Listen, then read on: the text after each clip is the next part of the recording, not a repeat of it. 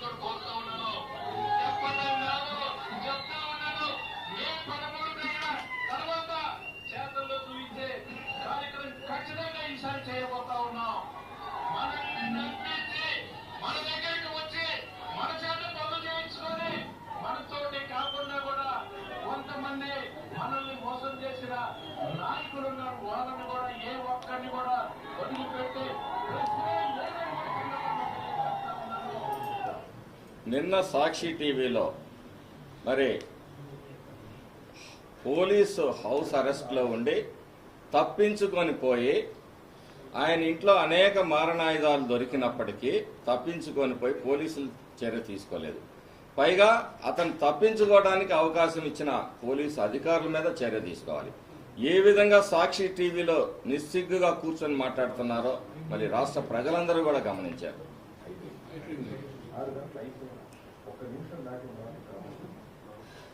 ఒక్కడు కూడా బయటకు పోలేదు. ఎలక్షన్ 6 గంటలకు అయిపోయింది. 6 గంటలు అయిపోయినా 1 నిమిషం దాటిన తర్వాత డ్రామా చెప్తాను. ఒక్కడు కూడా బయటకు పోలేదు. ఇలాంటి నాయకుడినే 4 సార్లు ఎన్నుకున్నాం. గత అనుభవాలన్నీ దృష్టిలో పెట్టుకొని ప్రజలు ఎస్సీ, ఎస్టీ, మైనార్టీ వర్గాల మీద అనేక రకమైన దాడులు జరిగాయి. వాళ్ళ ఆస్తులు కబ్జా కాబడ్డాయి. కాబట్టే ప్రజలు ఈరోజు తిరుగుబాటు చేసి తనకి వ్యతిరేకంగా ఓటేశారనే కక్షతోటి ఈరోజు ప్రజల మీద దాడులు చేస్తా ఉన్నాడు. నాగార్జున సాగర్ పక్కన 200 ఎకరాలు వీళ్ళ తాత జాగీర్లాగా చుట్టూ కాంపౌండ్ వాళ్ళు పెట్టుకున్నాడు. అది నాగార్జున సాగర్ మునిగినప్పుడు రీహాబిటేషన్ కింద ఆ ఎస్సీ, ఎస్టీ, బీసీ బలహీన వర్గాలకు ఇచ్చిన పొలాల్ని కూడా దోపిడీ చేసిన వ్యక్తి ఈరోజు ఎస్సీ, ఎస్టీ, బీసీ, మైనార్టీ వర్గాలని చెప్పేసి మాట్లాడుతూ ఉన్నాడు. ఏ రోజు నువ్వు ఈ ఎస్సీ, ఎస్టీ, బీసీ, మైనార్టీ వర్గాల్ని మీ 5 ఏళ్ళు ఇదే పదంతో సామాజిక న్యాయం పదంతో వాడుకోవటం అనేది మీకు అలవాటైంది. ఈరోజు వాటమి తర్వాత కూడా వాళ్ళ శవాల మీద కూడా మీరు రాజకీయం చేయాలనే ప్రయత్నం చేస్తూ ఉన్నారనమాట. అంటే ఈరోజు నేను చూపిస్తా ఉన్నాను 74 మంది మాకు మేజర్గా గాయాలైన వ్యక్తులు. మీ అందరికీ కూడా ఈ లిస్టులు ఇస్తాం. వీళ్ళల్లో ఎస్సీలు లేరా, ఎస్టీలు లేరా, బీసీలు లేరా, మైనార్టీలు లేరా? నువ్వు దాడులు చేసి గాయపట్టిన వాళ్ళు ఈ వర్గాలు లేరా? తెలుగుదేశంలో వైసీపీలో ఉంటేనే వాళ్ళు ఎస్సీలు, ఎస్టీలు, బీసీలు, మైనార్టీలా? తెలుగుదేశంలో ఉన్నవాళ్ళు ఎస్సీ, ఎస్టీ, బీసీ, మైనార్టీలు వర్గాలు కాదా? మరి ఒక ప్రత్యేకంగా ఒక సామాజిక వర్గం మీద నువ్వు కక్ష కట్టి ఎన్ని దాడులు చేపించావో మాచర్ల నియోజకవర్గంలో ప్రజలందరూ గమనించారు. మాట్లాడితే అధికారులను ఎవరు నియమించారు? మీ చీఫ్ సెక్రటరీ జవహర్ రెడ్డి, మీ chief secretary YCP chief secretary Jawahar Reddy, Andhra Pradesh కాదు అతను. ఆయన నియమించిన అధికారులు, ఆయన పంపిన ప్యానెల్, ఆయన నియమించిన ఎస్పీలు, వాళ్లలో నుంచి ఒక సామాజిక వర్గం ఒక వ్యక్తి వస్తే సామాజిక వర్గం గగ్గోలు పెడుతున్నావు. కులాల మధ్య, మతాల మధ్య, ప్రాంతాల మధ్య చిచ్చు పెట్టడం అనేది మీకు ఆనవాయితీగా మారిపోయింది. నువ్వు ఏ సామాజిక వర్గాన్ని, ఎస్సీ, ఎస్టీ, బీసీ, మైనార్టీ వర్గాలకి నీకు ధైర్యం ఉంటే, దమ్ముంటే నేను వస్తాను పద. ఏ సామాజిక వర్గాన్ని నువ్వు ఉద్ధరించావు?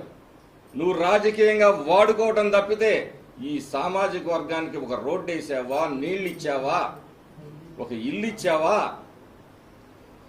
90% పూర్తి చేసిన టిట్కో ఇళ్లను కూడా 5 ఏళ్లు పడకన పెట్టి వాళ్ళ మీద కక్ష సాధించిన వ్యక్తివి నువ్వు. ఒక్క ఇల్లు ఇవ్వలేకపోయావు ఈ సామాజిక వర్గాలకి నువ్వు 15 ఏళ్ల పరిపాలనలో. అంతేకాదు ఈరోజు ఎస్సీ, ఎస్టీ, బీసీలు అసైన్ ల్యాండ్స్ కూడా దోచుకున్న వ్యక్తివి నువ్వు. ఈరోజు ఎన్నికల్లో నువ్వు ఓటమి ఇదితోటి ఏదో రకంగా కులాల మధ్య, మతాల మధ్య ఆ రోజు చెన్నాయిపాలెం విషయంలో అలానే వాడుకున్నావు. 10 సంవత్సరాలు వాళ్ళు కోర్టుల చుట్టూ తిరిగి ఇబ్బందులు పడతా ఉంటే నీ బ్రతుకులో ఎప్పుడైనా వాళ్ళకి ఒక ముద్ద పెట్టావా? జగన్మోహన్ రెడ్డి దగ్గరికి పోయి డబ్బులు తెచ్చుకున్నావు.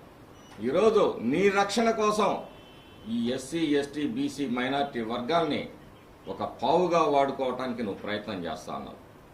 అసలు దాడి మొదలుపెట్టింది ఎవరు? నువ్వు ముందుగానే ఇందాక చూపించావు, ముందుగానే నేను దాడి మొదలు పెడతానని ఇండికేషన్ కూడా ఇచ్చావు. ఇది మరి పోలీసుల వైఫల్యం కాదా? ఇంట్లోంచి నువ్వు పారిపోయావు. ఈరోజు నామమాత్రంగా నా ఇంటి ముందు 2 కానిస్టేబుల్ ఉన్నారు.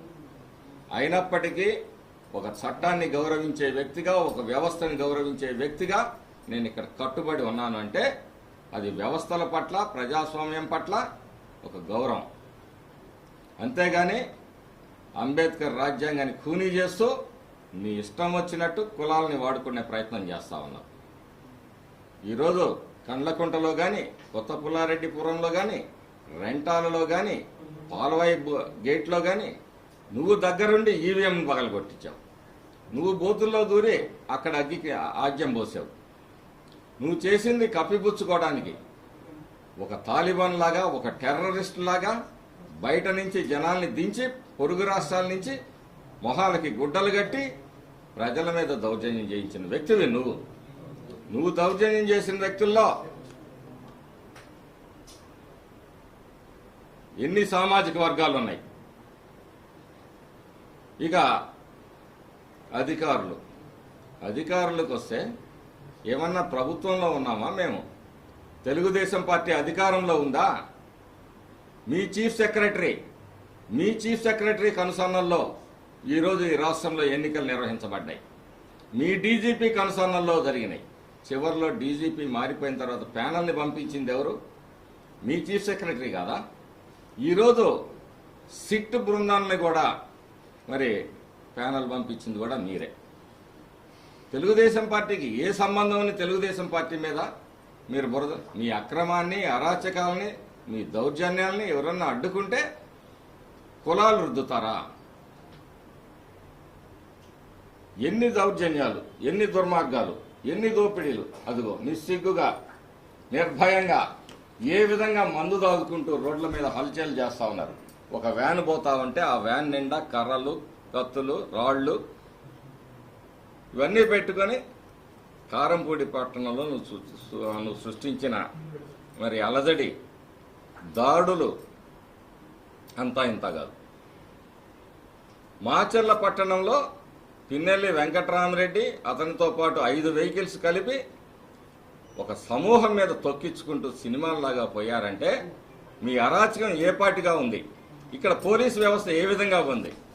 ఆ కేసు మీద నా 5గురిని తొక్కించుకుంటూ పోతే ఆ కేసులో 324 కడతారా పోలీసులు? అంతకుముందు చిన్న ఈతముళ్ళు గుచ్చుకుంటే 307లు కట్టి తెలుగుదేశం వర్గీయులందరి మీద రౌడీ షీట్లు ఓపెన్ చేసి ఎన్నికల వ్యూహంలో భాగంగా వాళ్ళని ప్రివెంటివ్ అరెస్ట్ చేయాలనే ప్రయత్నం చేసింది మీరు. ఈరోజు త్రిపాఠి గారిని తెలుగుదేశం ఇన్ఫ్లుయెన్స్ చేసి తీసుకొచ్చిందంట. అంతకుముందు ప్యానల్ పంపించింది మీరు. అందులో అందరూ కూడా ప్రమోషన్ మీద అయినోళ్ళు పంపించారు కాబట్టి దాన్ని సెంట్రల్ కమిషన్ తిరస్కరించి త్రిపాఠి గారి పేరుని పెట్టారు. దానికి కూడా తెలుగుదేశానికి అంటగడతారు.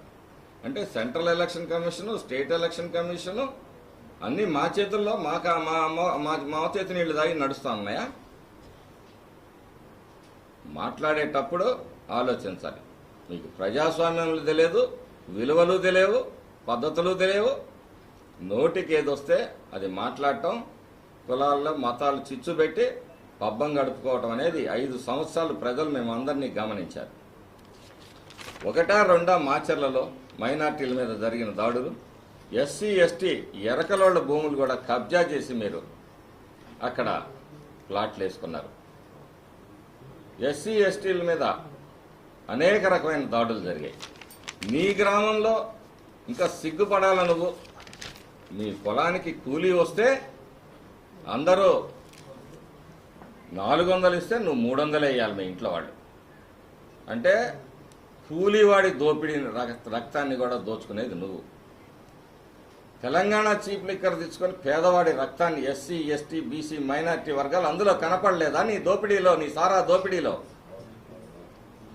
ఈరోజు ఆ వర్గాల్ని సానుభూతి పొందాలని అంటే పరామర్శకు వెళ్తున్నా అన్నావు. పరామర్శకు వెళ్ళే ఏ వ్యక్తి అయినా సరే ఆయుధాలతో పోతాడా? అదే ఇది తాలిబాన్ రాజ్యం అన్నది అందుకే. చెంబల్లో కూడా కాదు, ఇది తాలిబాన్ రాజ్యం అన్నది అందుకే.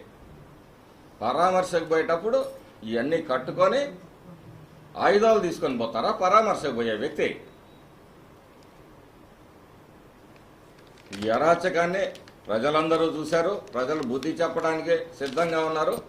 ఇంతెందుకు ఈ వేదిక ద్వారా నేను ప్రశ్నిస్తున్నా, నీ అవినీతి మీద, అరాచకాల మీద కానీ, మేము కానీ, మా ఎంపీ గారు మీద కానీ, మరి సిట్టింగ్ జడ్జి తోటి మేము సిద్ధంగా ఉన్నాం. నువ్వు సిద్ధంగా ఉన్నావా? ఈ సంఘటనల మీదైనా సరే నీకు దమ్ముందా? తప్పుడు కూతలు, తప్పుడు మాటలు మాట్లాడటం కాదు. నువ్వు ఎన్ని అరాచకాలు. రెంటాల గ్రామంలో మొట్టమొదట నేను పోయింది గురజాల హాస్పిటల్కి. ఎవరైతే ఇంజూర్డ్ ఉన్నారో వాళ్ళని పలకరీయడానికి. రెంటాల గ్రామంలో ఆమె మంజుల మీద దాడి కాదు, ఎస్పీ గారు సుప్రజా మేడం గారు, ఐజీ శ్రీకాంత్ గారు ఉన్నప్పుడే మీరు శైర్య విహారం చేశారు.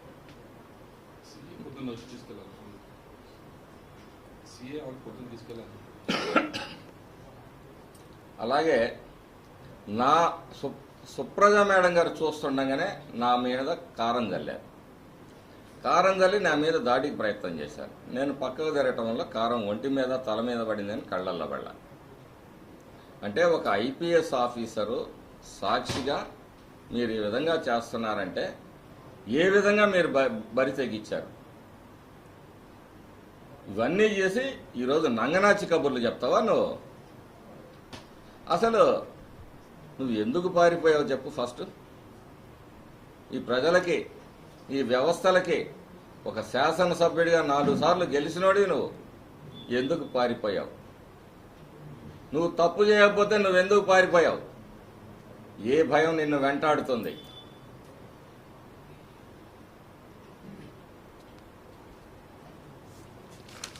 కాబట్టి ప్రజలు అన్నీ గమనిస్తూ ఉన్నారు. మీ అధికారులు ఎవరైతే మరి పాల్గొన్నారో, నీ ఊడిగం చేశారో వాళ్ళందరి చిట్టా కూడా ఇక్కడ ఉంది. నీ బర్త్డే కాదు, నీ తమ్ముడు బర్త్డే, చివరికి తురకా కిషోర్ బర్త్డే వేడుకల్లో కూడా పాల్గొనే దుస్థితిలో ఒక ఎస్ఐ బర్త్డేకి చీఫ్ గెస్ట్ అతను తురకా కిషోర్, ఒక రౌడీ షీటర్. ఈయన తమ్ముడికి అదిగో తురకా కిషోర్ ఆయన చీఫ్ గెస్ట్ ఎస్ఐ బర్త్డేకి. ఇంతటి దుర్మార్గపు వ్యవస్థ నడుస్తూ ఉంటే 3 అధికారులు మార్చారు. మొత్తం మీద అందరూ నువ్వు పెట్టుకున్న అధికారులు. ముగ్గురిని మారిస్తే దాన్ని చిలవలు పొలవలు చేసి ఏమే ఒక చౌదరి సిఐగా ఉంటే దాన్ని పెద్ద ఇష్యూగా చేసి ఆయన మీద దాడి చేశారు. దాడి జరిగిన తర్వాత కూడా కారంపూడి దాకా నీకు సెక్యూరిటీగా అదే అధికారి వచ్చాడు. ఈరోజు అతను హాస్పిటల్లో ఇదయ్యాడు. Department no action.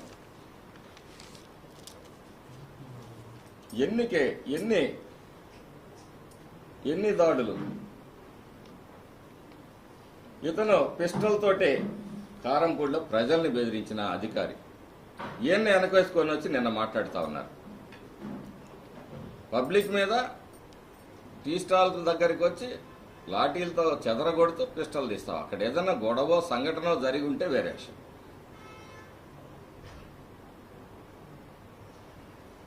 అతన్ని ట్రాన్స్ఫర్ చేశారంట. అతన్ని ఏదో ప్రతి దాంట్లో కులాలు మతాలు చొప్పించాల. రామకృష్ణారెడ్డి, నువ్వు ఏ కులానికి, ఏ మతం, నీ సొంత కులానికి చేసిన న్యాయం ఏంటో చెప్పయ్యా. ఈరోజు గాయపడ్డ వాళ్ళలో ఎంతమంది నీ కులం వాళ్ళు ఉన్నారు? ఎంతమంది బీసీ ఎస్సీ ఎస్టీలు ఉన్నారు? ఎంతమంది చౌదరులు ఉన్నారు? ఎంతమంది కాపులు ఉన్నారు?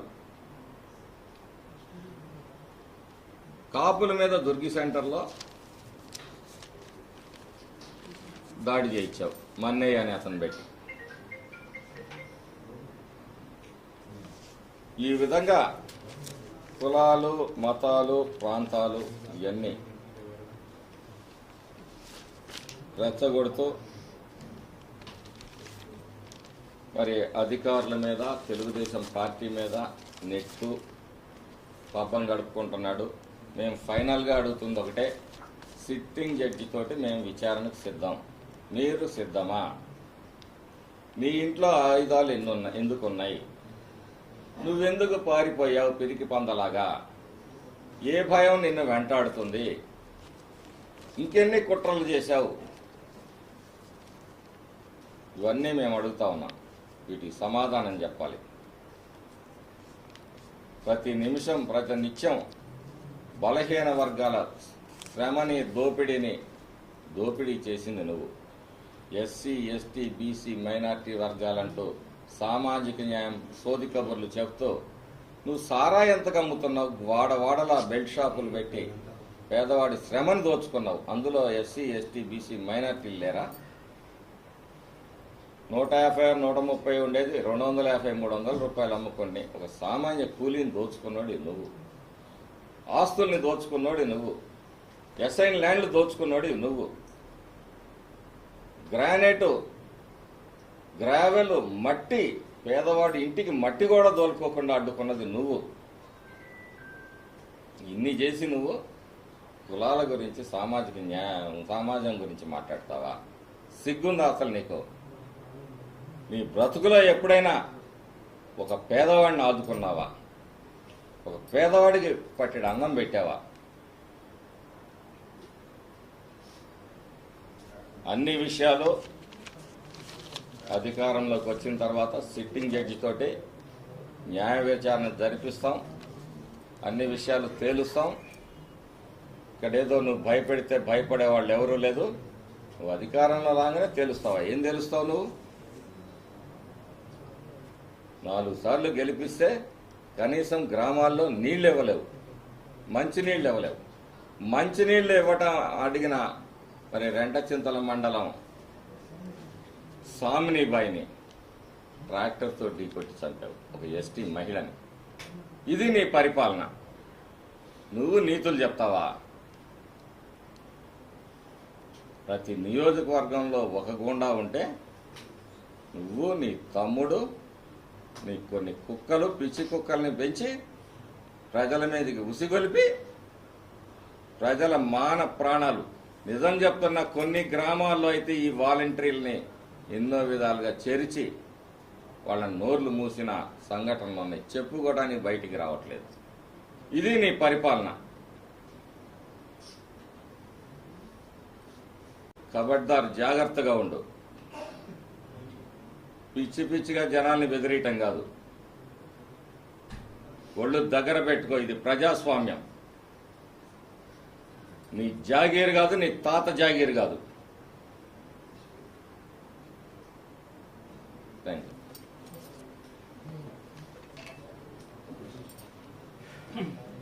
ఈ వ్యక్తి ఎవరైతే ఉన్నారో చూడండి. పుర్రె ఏ విధంగా చీలిపోయిందో. చావు బతుకుల్లో అన్నాడు. ఇంకా వారం 10 రోజులు గడిస్తే గాని ఇతను బ్రతుకుతాడో. ఇది రెంటాల సంబంధించిన శ్రీరెడ్డి రాజగోపాల్ రెడ్డి. ఇతను ఏ కులం? నీ కులాన్ని ఉద్ధరించావా? నీ కులం మీద దాడులు చేయలేదా?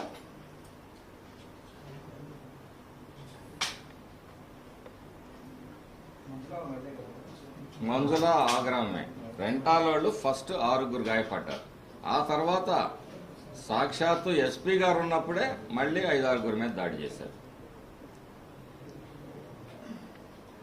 ఇటువంటి వ్యవహారాలను నడుపుకుంటూ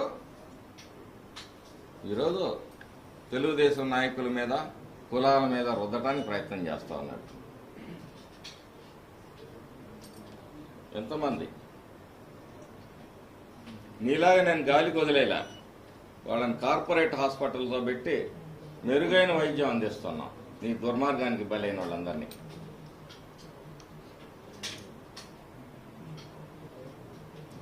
మొత్తం 74 మంది మా దృష్టిలోకి వచ్చినాయి. చిన్న చిన్న ఒంటి మీద దద్దుర్లో దెబ్బలు వాతలో అయిన వాళ్ళు కాకుండా గాయాలతో అయిన వాళ్ళకి లిస్ట్ ఇదండి. 74 మంది.